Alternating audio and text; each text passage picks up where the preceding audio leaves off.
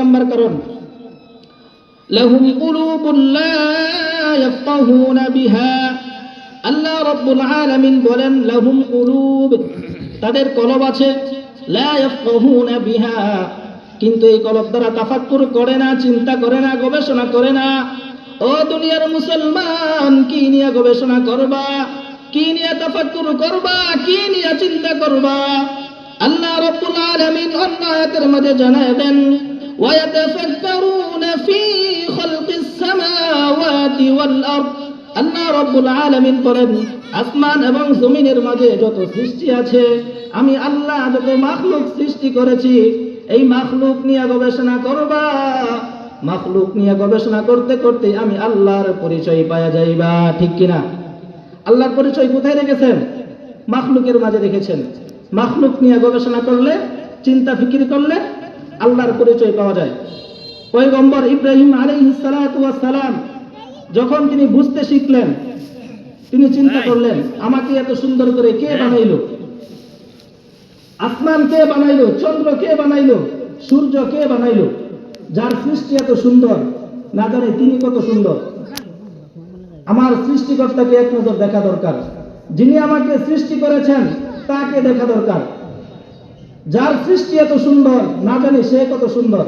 তিনি এই চিন্তা করতেছেন, বাবার কাছে চলে গেলেন, বাবাকে জিজ্ঞেস করলেন, বাবা আমাকে এত সুন্দর করে কে বানিয়েছেন?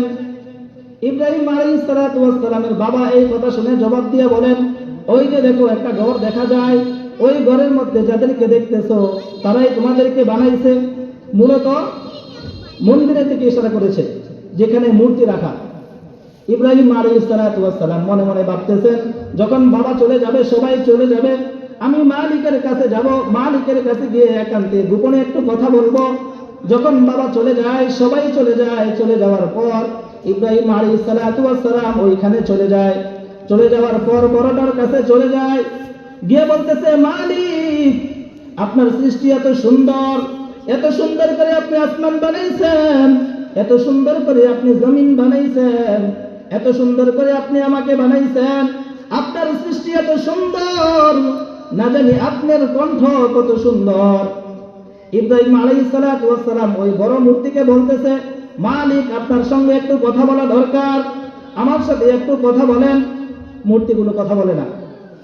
এরপরে বলতেছেন, মালিক মনে হয় আপনার ক্ষুধা লাগছে, আপনার সামনে তো খাবারের অভাব নাই, বিভিন্ন রং বেরঙের ফল দেখা যায়, খাবার দেখা যায়, একটু খায়ালন, এরপর আমার সাথে কথা বলেন।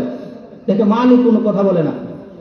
এরপরে দেখতেছে নাক দিয়া মুখ দিয়া মাছি ঢুকতেছে। আমাদের শরীরে নাকে মুখে যখন মাছি বসে, হাত কি হাতের জায়গায় থাকে নাকি নাকে চলে আসে? হাত হাতের জায়গায় থাকে। ইব্রাহিম আলাইহিস সালাতু ওয়াস সালাম দেখতেছেন মালিকের নাক দিয়ে